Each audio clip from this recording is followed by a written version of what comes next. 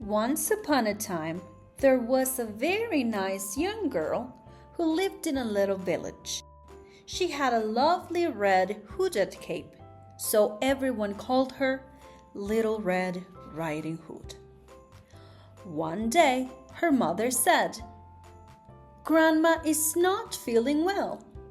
I would like you to take this cheese, this pie, and this jar of honey to her, which will make her feel better. But don't stop to speak to anybody along the way." She set off for her house. As she walked through the woods, she met up with the wolf, who was waiting for her behind the bushes. "Where are you going, Little Red Riding Hood?" He smiled mischievously. "I'm going to visit my grandmother, who is not feeling well," Little Red Riding Hood answered kindly. "And what do you have in that basket?" "I have a cheese, a pie, and a jar of honey." "She'll be very happy to see you," said the wolf. "Does she live far away?" "On the other side of the woods," explained the girl. "It's best to take this path to the left," said the wolf. "It's faster, and there are lots of pretty flowers along the way to make her a bouquet." "Thank you, Mr. Wolf," said Little Red Riding Hood, who liked the idea of picking flowers for her grandmother. And without realizing that she had fallen into the wolf's trap, she took the path to the left. Meanwhile, the wolf ran quickly to find a shortcut and soon arrived at the grandmother's house. He knocked the door. "Who is it?" asked the grandmother from her bed. "It's Little Red Riding Hood," answered the wolf, imitating her voice. "I brought you some cheese, a pie, and a jar of honey. Just pull on the latch and the door will open." The wolf came in, lunged at the grandmother, and swallowed her up in a single bite.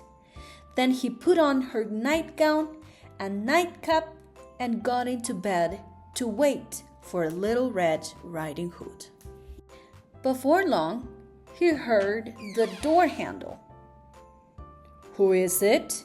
asked the wolf, making believe he was the grandmother.